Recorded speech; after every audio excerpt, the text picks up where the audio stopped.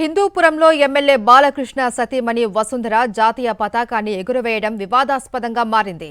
హిందూపురం నంది సర్కిల్లో జరిగిన కార్యక్రమంలో వసుంధర జాతీయ పతాకాన్ని ఎగురవేశారు. అయితే ఏ అధికారిక పదవిలో లేని ఆమెకు మున్సిపల్ అధికారులు, పోలీసులు ప్రోటోకాల్ మర్యాదలు చేయడంపై విమర్శలు వెల్లువెత్తుతున్నాయి.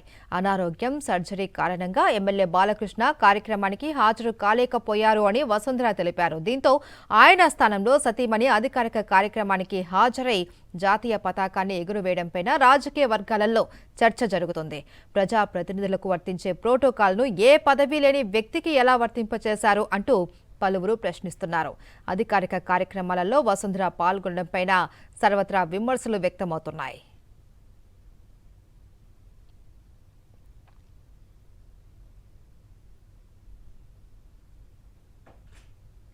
ఈ అంశానికి సంబంధించి మరిన్ని డీటెయిల్స్ మా ప్రతినిధి శివారెడ్డి అందిస్తారు. శివారెడ్డి.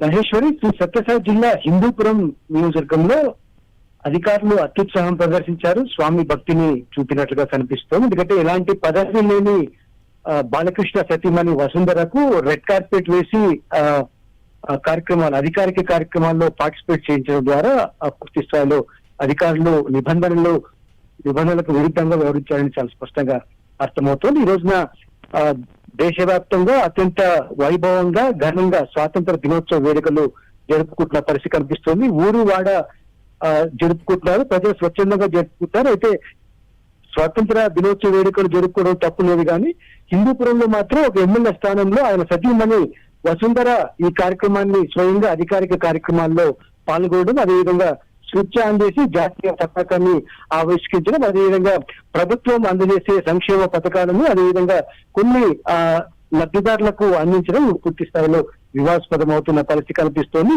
అనారోగ్యంతో ఒక సర్జరీలో భాగంగా బాలకృష్ణ హాస్పిటల్లో ఉన్న నేపథ్యంలోనే తాను హిందూపురం వచ్చానని వసుంధరాదేవి క్లారిటీ ఇచ్చినప్పటికీ వసుంధరాదేవితో ఎట్లా మీరు ఫ్లాగ్ హాస్టింగ్ చేయిస్తారు, ఆమెకి ప్రోటోకాల్ ఎట్లా ఇస్తారని దానిపైన ప్రజలు అధికారులను సూటిగా ప్రశ్నిస్తున్న పరిస్థితి కనిపిస్తుంది. ఎందుకంటే వసుంధర సంబంధించిన అధికారిక కార్యక్రమాలను ఏర్పాటు చేసింది మున్సిపల్ అధికారులు, అదేవిధంగా రెవెన్యూ అధికారులు, పోలీసు అధికారులు. వీరంతా కలిపి ఆమెకు ప్రోటోకాల్ తో రెడ్ కార్పెట్ వేయడం పూర్తి స్థాయిలో చర్చనీయాంశంగా మారిన పరిస్థితి కనిపిస్తుంది. Thank you Shiva Reddy. మరిన్ని అప్డేట్స్ కోసం ఛానల్ ను సబ్స్క్రైబ్ చేయండి. నోటిఫికేషన్స్ కోసం బెల్ ఐకాన్ పై క్లిక్ చేయండి.